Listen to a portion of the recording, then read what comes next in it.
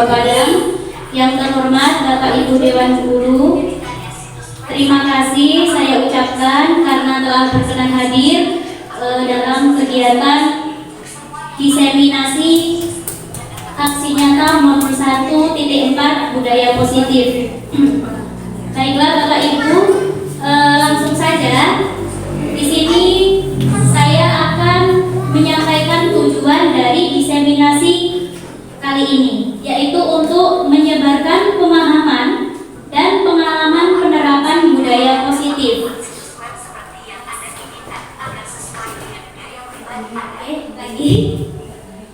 Jadi Bapak Ibu, konsep utama budaya positif yaitu ada 7. Ini berdasarkan modul yang sudah saya pelajari. Yang pertama ada perubahan paradigma belajar. Yang kedua disiplin positif dan nilai-nilai kebajikan universal. Yang ketiga motivasi perilaku manusia. Dan yang keempat keyakinan kelas. Kelima kebutuhan dasar manusia. Yang keenam posisi kontrol restitusi. Dan yang terakhir adalah segitiga restitusi. Untuk bagian pertama, pembelajaran dengan paradigma baru. Apa sih maksud dari pembelajaran paradigma baru? Yakni pembelajaran yang dirancang berdasarkan prinsip pembelajaran berdiferensiasi sehingga murid belajar sesuai dengan kebutuhan dan tahap perkembangannya untuk mewujudkan profil pelajar Pancasila. Jadi pembelajaran sudah tidak lagi seperti yang biasanya kita lakukan, yang mana sumber belajar hanya ada pada guru, kemudian siswanya pasif, duduk diam, mendengarkan gitu-gitu, tidak ya Bapak Ibu ya. Jadi pembelajarannya sekarang itu anak-anak yang lebih aktif, seperti itu. Kemudian dilanjutkan, lanjut ke materi berikutnya, yaitu ada disiplin positif.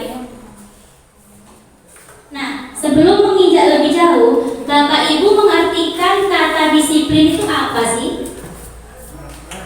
Apa? Sesuai aturan. Sesuai aturan, ya. Jadi disiplin positif itu dalam budaya kita, kata disiplin itu dimaknai menjadi sesuatu yang dilakukan oleh seseorang untuk mendapatkan kepatuhan, ketaatan. Kita juga selalu menghubungkan disiplin dengan ketidaknyamanan. Itu pasti ya Bapak Ibu ya. Jadi setiap kali ada pendisiplinan terkait waktu, seperti contoh kita ceklok itu terkadang kita merasa tidak nyaman Bapak Ibu. Kemudian sebagai pendidik kita berkeinginan anak-anak memiliki disiplin diri sehingga mereka bisa berperilaku sesuai nilai-nilai kebajikan universal dan memiliki motivasi dari dalam diri atau yang disebut motivasi intrinsik, bukan motivasi dari luar ataupun dari lingkungan sekitar. Jadi saya yakin kita sebagai pendidik ingin anak-anak itu disiplin dari dalam diri mereka, bukan karena mereka takut dimarahi atau dihukum. Kemudian lanjut, penerapan disiplin untuk menumbuhkan kesadaran serta membiasakan anak untuk melakukan sesuatu tanpa ancaman, hukuman maupun imbalan itu dapat dilakukan dengan menerapkan disiplin positif. Jadi kalau dulu namanya hanya disiplin saja, untuk perubahan paradigma pembelajaran yang baru itu ada namanya disiplin positif. Lanjut. Nilai-nilai kebajikan universal. Apa sih nilai-nilai kebajikan universal? Jadi nilai-nilai kebajikan universal yaitu merupakan sifat-sifat positif manusia yang merupakan tujuan mulia yang ingin dicapai setiap individu.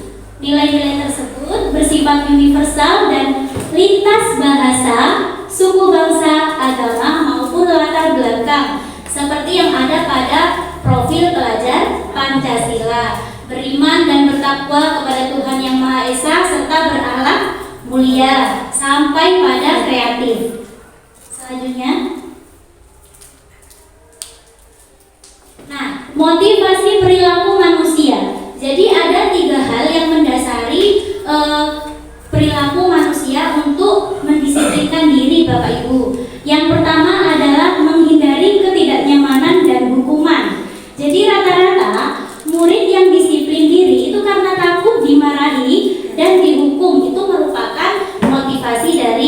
luar atau yang disebut ekstrinsik, bukan dari dalam diri sendiri. Lanjut, berkeinginan untuk mendapatkan imbalan atau penghargaan. Nah, murid yang disiplin diri karena ia ingin mendapat imbalan atau penghargaan baik berupa pujian ataupun barang. Terkadang kita sengaja ya memberikan penghargaan kepada anak yang datangnya lebih pagi, walaupun hanya dengan kata-kata bagus, pinter. Nah, itu termasuk motivasi. Namun itu termasuk motivasi dari luar, bukan dari dalam diri sendiri. Kemudian dilanjutkan menghargai nilai kebajikan diri sendiri. Murid yang disiplin karena sadar akan nilai kebajikan yang diyakininya. Jadi nilai-nilai kebajikan yang ada di profil belajar Pancasila sudah mereka tanamkan di dalam hati.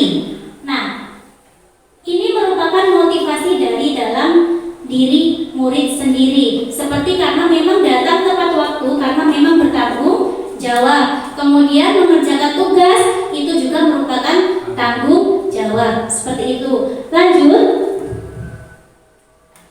Konsep disiplin dengan identitas gagal. Jadi di sini ada namanya hukuman dan penghargaan.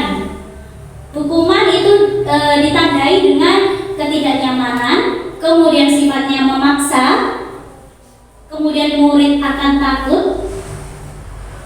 dan dampaknya murid juga akan menyembunyikan kesalahan. Jadi kemungkinan besar mereka akan berbohong. Kemudian murid menjadi rendah diri karena mungkin sudah dihukum di depan teman-temannya, lalu mereka akan merasa down. Seperti itu. Lanjut, hukuman itu pasti menyakitkan. Seperti itu. Nah, untuk penghargaan, menghukum dengan sistem ranking. Jadi sebenarnya penghargaan itu artinya juga hukuman, Bapak Ibu. Terkadang ada anak-anak sengaja rajin belajar supaya mendapat peringkat pertama. Itu kan penghargaan ya. Tetapi dengan seperti itu kan anak-anak terkadang merasa tertekan. Kalau tidak mendapatkan peringkat pertama, yang ada mereka kecewa. Seperti itu.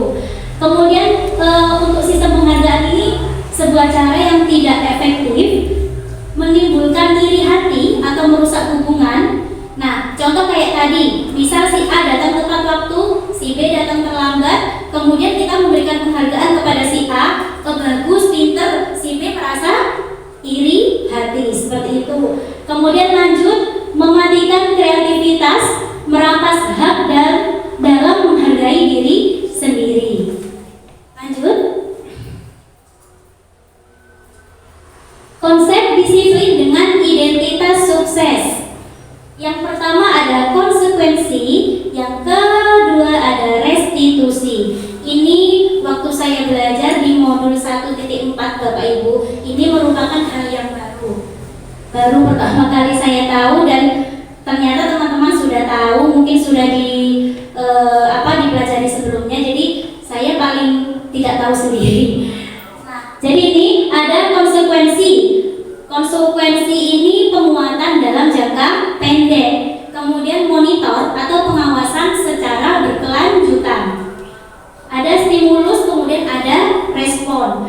Murid menghargai peraturan, kemudian kehilangan waktu untuk merenungi kesalahan. Jadi kalau sudah misal ada anak yang terlambat, kamu terlambat, kamu tahu kan konsekuensinya? Nah, itu namanya konsekuensi. Jadi memang tetap diawasi, namun mereka akan kehilangan waktu untuk merenungi kesalahan, dan kemungkinan kesalahannya juga akan diulangi lagi. Nah, yang terakhir ada restitusi. Murid itu bertanggung jawab atas tindakannya. Kemudian fokus pada pemecahan masalah jangka panjang. Jadi di sini tugas Bapak Ibu guru adalah membantu anak-anak menyelesaikan masalah mereka akibat dari tindakan mereka. Kemudian murid akan menghargai diri sendiri dan orang lain. Teori kontrol, memegang kendali diri.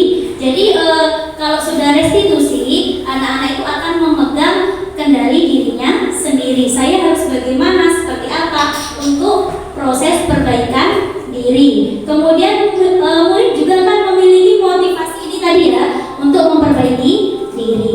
Lanjut. Nah, contoh pada kasus siswa yang tidak mengenakan seragam sesuai hari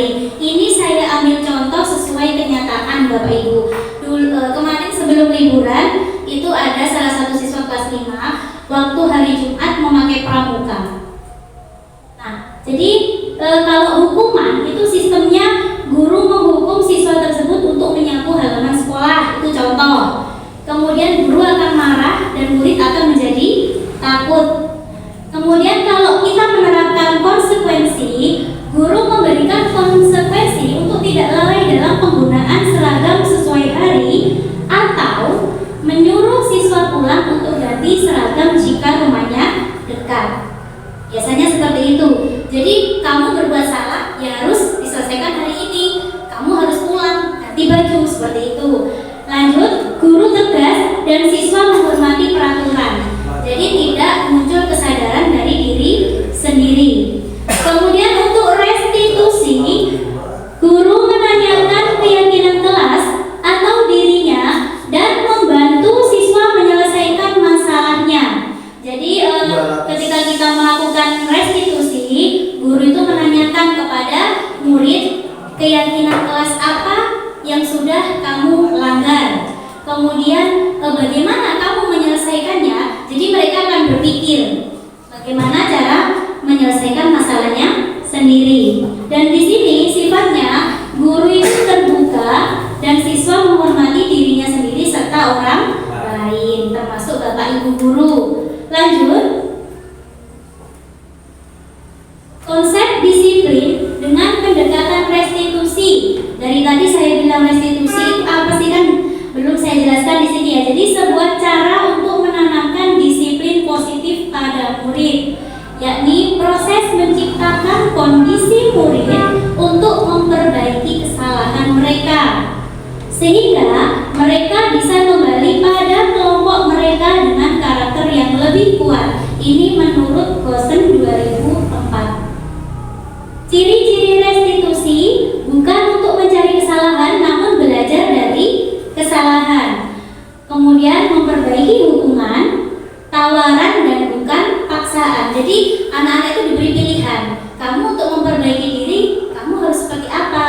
Seperti itu. Kemudian menuntut untuk melihat ke dalam diri. Jadi kesalahannya itu dari mana sih? Seperti itu. Lanjut, mencari kebutuhan dasar yang mendasari tindakan. Jadi Bapak Ibu, yang mendasari perilaku seseorang itu ada namanya kebutuhan dasar. Habis ini setelah ini akan ada materinya. Kemudian fokus pada solusi, mengembalikan murid yang berbuat salah kepada kelompoknya atau mengembalikan rasa percaya diri. Selanjutnya, keyakinan kelas. Tadi di kelas 3 ini tadi Pak Dali sepertinya sudah membuat kesepakatan kelas. Jadi sudah mempraktekkan. Kalau saya kemarin sudah di kelas 5. Jadi untuk keyakinan kelas, mengapa sih kok disebut keyakinan kelas? Tidak peraturan kelas saja. Jadi peraturan itu dirubah menjadi keyakinan kelas. Karena untuk motivasi intrinsik itu kembali ke nilai-nilai atau keyakinan-keyakinan lebih menggerakkan seseorang dibandingkan mengikuti serangkaian peraturan. Jadi apabila kita percaya bahwa tanggung jawab itu penting, pasti kita akan disiplin. Seperti itu. Kemudian di situ ada beberapa contoh dari peraturan. Mengapa kita memiliki peraturan tentang penggunaan helm saat berkendara roda 2? Alasannya untuk keamanan. Kemudian mengapa kita memiliki peraturan harus mengenakan seragam dinas sesuai ketentuan berdasarkan hari? Alasannya adalah untuk menghormati peraturan.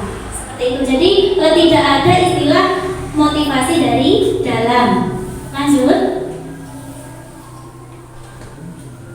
Bagaimana sih pembentukan keyakinan kelas?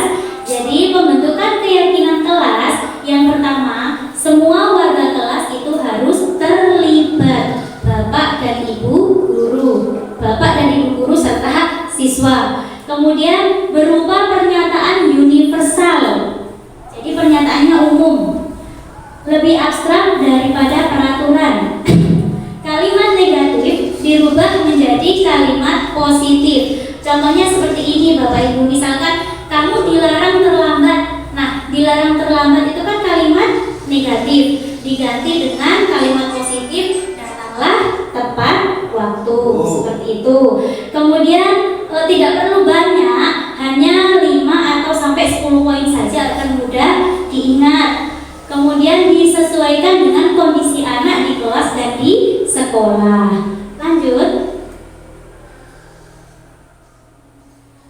Ini praktik nyata saya ketika di kelas 5. Jadi anak-anak membuat keyakinan kelas. Yang pertama diskusi dulu, kemudian merumuskan peraturan menjadi keyakinan yang merubah kalimat negatif menjadi positif, kemudian menempelkan keyakinan di papan untuk bisa diingat dan diterapkan. Lanjut.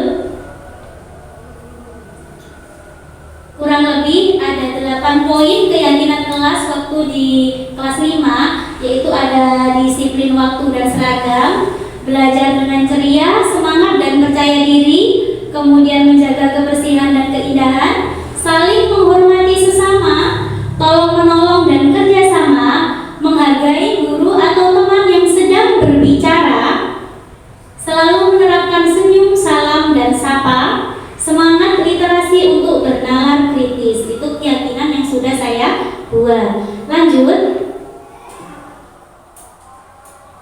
Nah, kita akan menginjak pada kebutuhan dasar manusia. Jadi Bapak Ibu, bisa jadi tindakan yang dilakukan oleh seseorang, terlebih tindakan yang kurang baik, itu karena salah satu kebutuhan dasar dari seseorang tersebut tidak terpenuhi.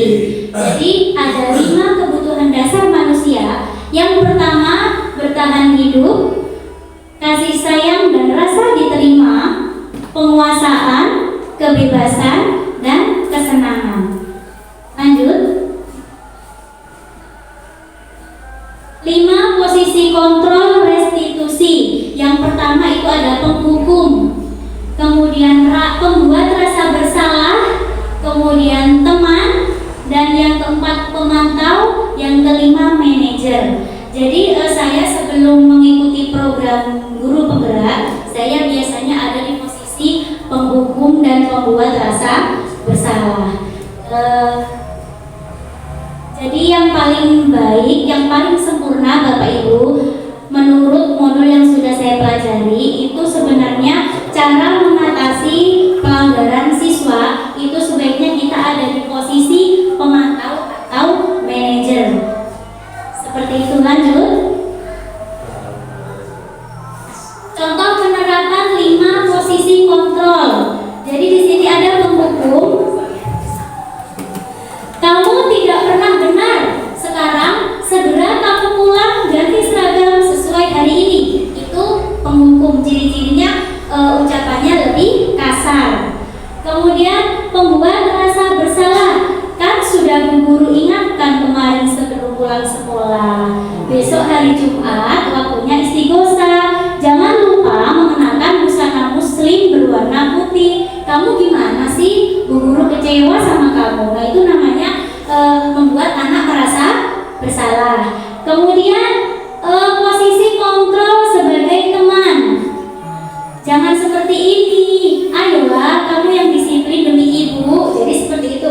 Lebih kayak akrab gitu ya Bapak Ibu ya. Kemudian ada pemantau. Kamu jelas sudah melanggar peraturan. Kamu sudah tahu konsekuensinya kan? Nah, jadi diingatkan lagi tentang peraturan. Kalau dilanggar ada konsekuensinya. Kemudian posisi yang paling sempurna itu adalah manajer. Apakah tindakan kamu melanggar keyakinan kelas kita? Jika siswa menjawab iya, baru kita tanyakan, keyakinan kelas mana yang sudah kamu langgar? Saya tidak disiplin Bu. Bagaimana kamu akan memperbaikinya? Kemudian siswa akan menjawab, saya akan bla bla bla. Seperti itu ya Bapak Ibu ya. Lanjut.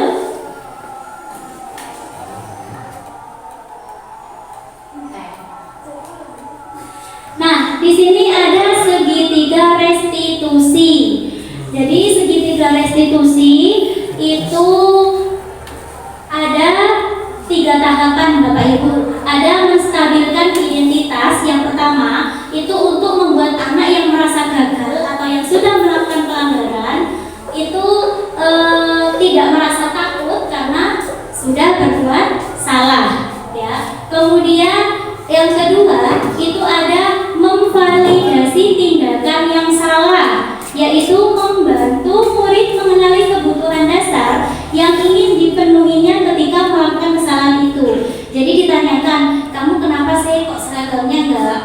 sesuai.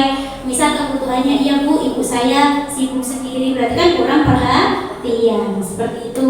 Kemudian menanyakan keyakinan, itu adalah tahap yang terakhir dari segitiga restitusi.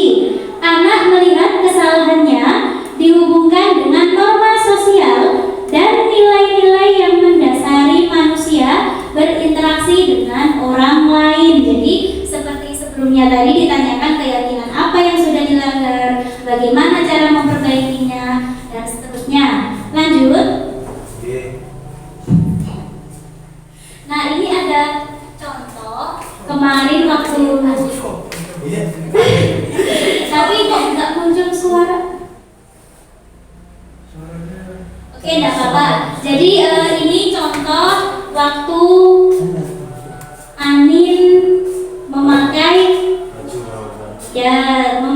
baju pramuka ketika hari Jumat. Sebenarnya ini saya lakukan video ini ketika liburan Bapak Ibu, kan kasusnya sudah yang beberapa minggu yang lalu. Jadi ini tanpa teks ya. Jadi memang kenyataan seperti itu. Kurang lebih yang saya ucapkan itu ya seperti itu. Kenapa? Alasannya apa? Kemudian bagaimana cara mengatasinya? Terus kalau sudah disiplin kamu akan menjadi anak yang seperti apa? Itu nanti ada di situ ya Bapak Ibu ya. Nanti kalau ini kurang jelas ada YouTube-nya. Lanjut.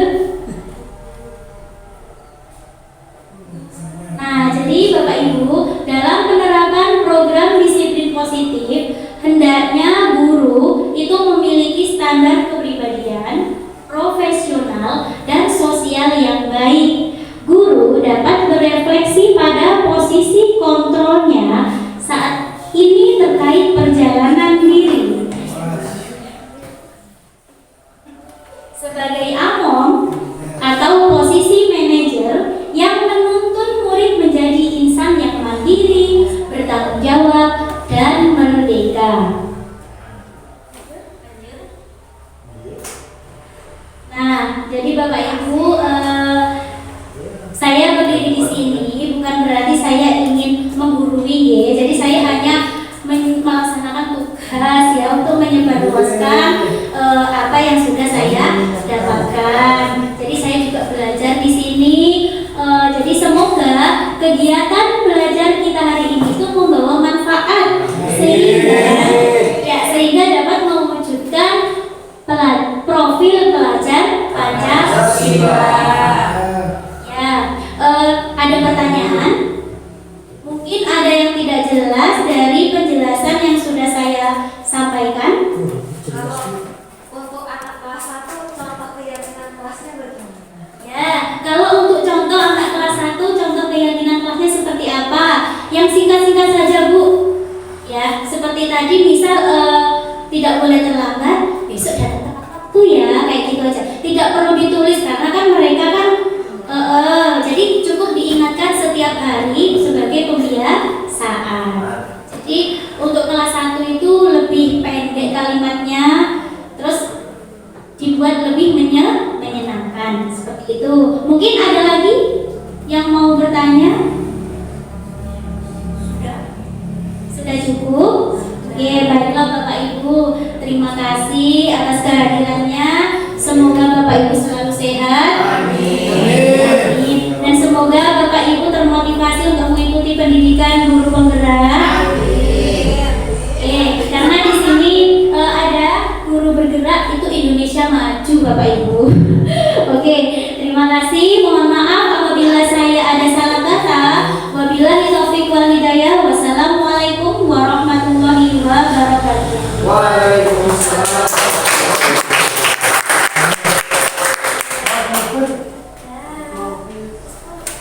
Assalamualaikum warahmatullahi wabarakatuh. Saya Sita Karmela Putri Devi, guru kelas 2. Saya sangat bersyukur dan berterima kasih karena saya sudah dilibatkan menjadi peserta diskusi aksi nyata dalam kegiatan diseminasi budaya positif. Berkat pemaparan yang disampaikan oleh Bu Ade Irma Suryani, saya jadi mengetahui disiplin positif di sekolah dengan keyakinan kelas dan segitiga restitusi. Semoga apa yang disampaikan saya juga bisa menerapkan di dalam kelas saya. karena kegiatan ini sangatlah bermanfaat. Terima kasih. Wassalamualaikum warahmatullahi wabarakatuh.